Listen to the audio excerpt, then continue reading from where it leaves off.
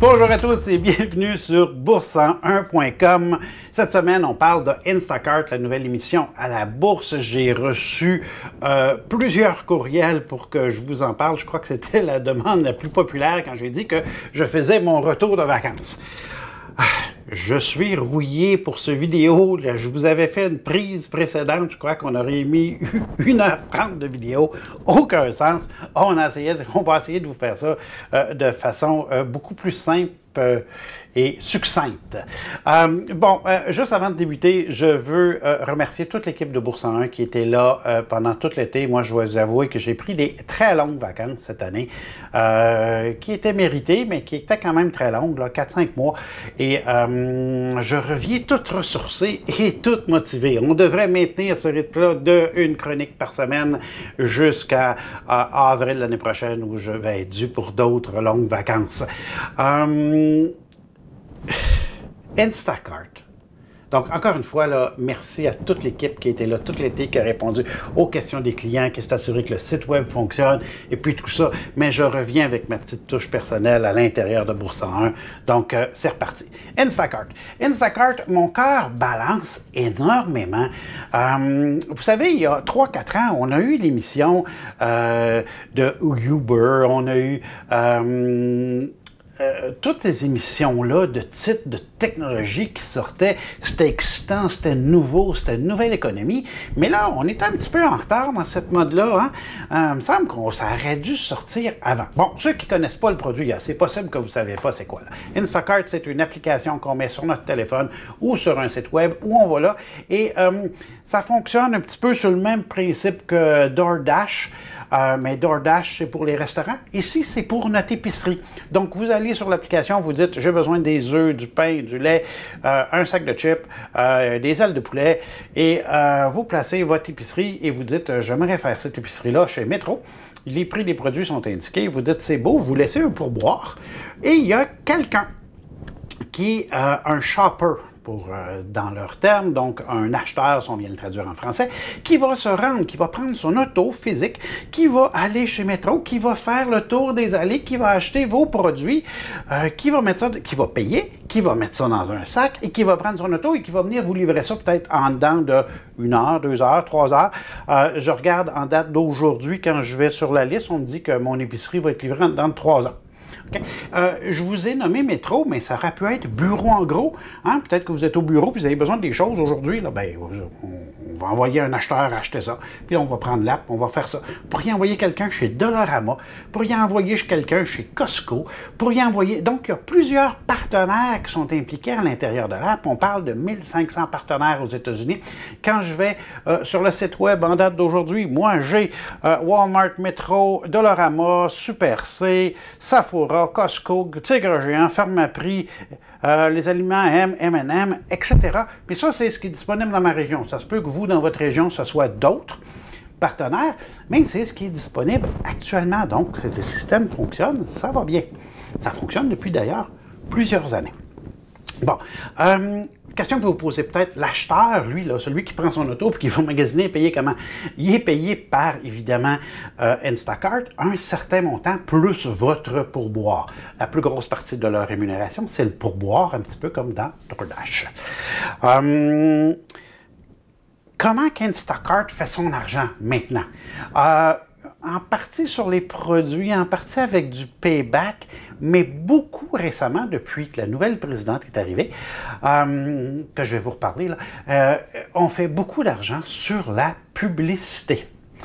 Puis là, j'aimerais que vous imaginiez des compagnies comme Heinz, comme Kellogg, et puis etc., qui veulent annoncer à des acheteurs qui veulent peut-être lancer un nouveau produit, que peut-être un nouveau produit qui rentre. Qu'est-ce qui est le plus simple? Vous êtes sur votre table, vous êtes en train de magasiner, je vous propose le nouveau produit et vous dites, ben, achat. Hein? Vous en ajoutez un parce qu'ils ont peut-être réduit le prix, parce qu'on payait la publicité, le produit était placé plus haut, puis vous venez le choisir. Ils sont à un clic de faire la vente. C'est beaucoup plus direct que faire une publicité dans une revue, par exemple, qu'une publicité dans un coup de pouce, ou etc. Là. Donc, à ce niveau-là, on a un attrait direct pour le client pour qu'il vienne essayer nos produits ou pour pousser un certain produit plus à fond. Et j'aime beaucoup leur positionnement en termes de publicité, plus évidemment un certain pourcentage qu'ils vont faire sur l'épicerie. Leur axe de croissance le plus élevé dans le moment, c'est vers la publicité, et je crois que la nouvelle présidente est pas mal responsable de ça.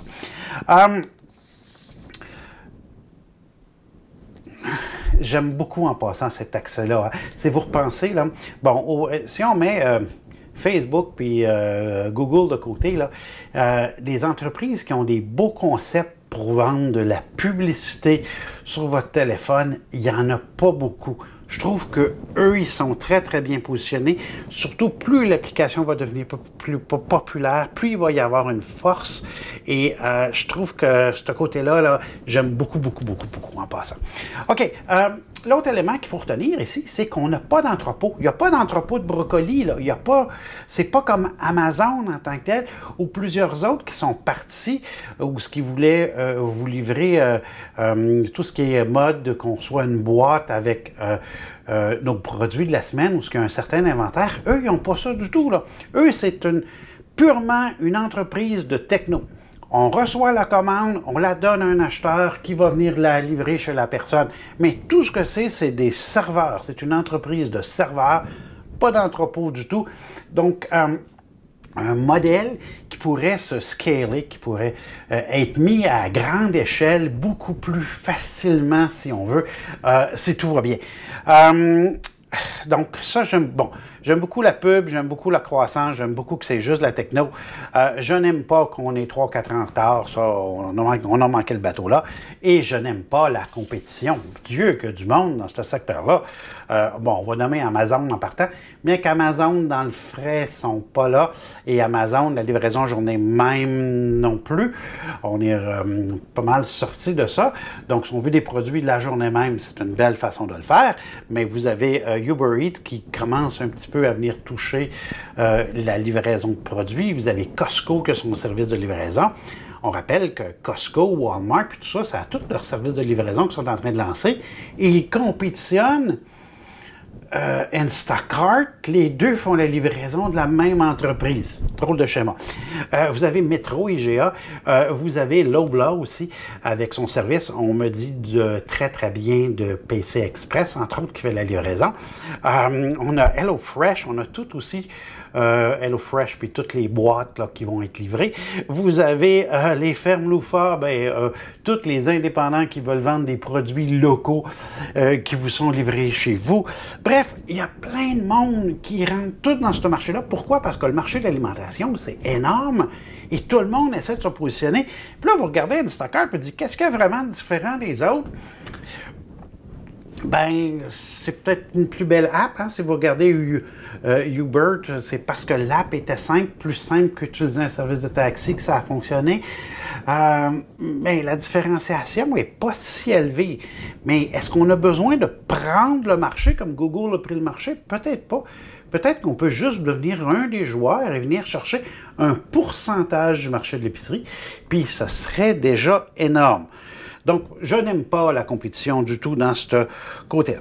Bon, la raison pour laquelle j'ai fait un article de blog puis je fais une vidéo, c'est long, hein, c'est parce qu'on a une nouvelle présidente. La raison pour laquelle je vous fais une vidéo cette semaine par rapport à cette entreprise-là, parce que souvent je reçois des suggestions, je regarde l'entreprise, puis ça ne m'excite pas, puis on n'en parle pas. Mais ici, la raison pour laquelle je fais une vidéo, c'est qu'on a une nouvelle présidente. Puis vous savez comment que j'aime les nouveaux présidents. Hein? Vous avez déjà été en affaires, là, puis que quand on se trouve à nommer un nouveau président, ou même que vous arrivez en poste, moi je sais que quand j'arrivais là, on revire tout en envers, on change tout. Puis c'est sûr qu'on n'est pas sur le cruise control les premières années. Là. On veut changer le monde, on veut placer ça. Des fois ça marche, puis des fois ça marche pas. c'est la réalité de la vie, là. Ici, on a une nouvelle présidente et vous irez voir, je vais vous mettre le lien vers sa page Wikipédia, vous irez voir son CV, c'est assez incroyable. Elle était chez Facebook avant et elle était en charge des applications. OK? Quelqu'un a dit que d'après Mark Zuckerberg, c'était l'une de ses collaboratrices les plus talentueuses. J'aime aussi. J'aime qu'elle soit jeune et qu'elle veut probablement changer le monde. J'aime aussi qu'elle a reçu un gros paquet d'options, un gros paquet d'actions, que plusieurs membres de la direction ont été changés, que des membres du conseil d'administration ont été changés. Tout ce monde-là a reçu des actions, tout ce monde-là a reçu des options, tout ce monde-là a un incentive, on veut les encourager à prendre l'entreprise où est-ce qu'elle est là et y faire une croissance phénoménale. Mon Dieu, que ça me fait penser à eBay, quand eBay avait juste 30 employés, puis qu'ils ont été chercher de quelqu'un de Mattel, puis ils l'ont mis là, puis ils ont dit, regarde, si ça marche, là, tu vas devenir multimillionnaire. Puis aujourd'hui, ben, c'est une des femmes les plus riches aux États-Unis. C'est un petit peu le même modèle ici, là. On donne plein d'actions, on donne plein d'options, puis vas-y, t'es capable. Et elle vient juste d'être nommée fin 2021. En poste, j'imagine qu'elle a été très occupée avec l'émission d'Action. C'est fait. Puis dans l'émission d'Action, si vous regardez, je vais vous mettre le lien vers le document de 300 pages de l'émission d'Action. Ça va être dans l'article de blog. Vous retrouvez aussi qu'on se trouve à sortir des vieux actionnaires. Donc, la vieille garde, là, on tasse ça et on vise le ciel. Donc, ça, j'aime ça beaucoup, beaucoup, beaucoup, beaucoup. Ce que j'aime moins, les ventes. Les ventes, évidemment, s'en allaient. On a eu la COVID, ça a fait ça comme ça. Et on a eu une croissance de nos ventes qui ont été extraordinaires. Ce que je n'aime pas du tout, c'est les ventes du dernier trimestre qui sont à la baisse. Et c'est la première fois qu'on a des ventes trimestrielles à la baisse. Quel mauvais timing. Et vous regarderez la croissance des 3-4 derniers trimestres. C'est assez timide, merci.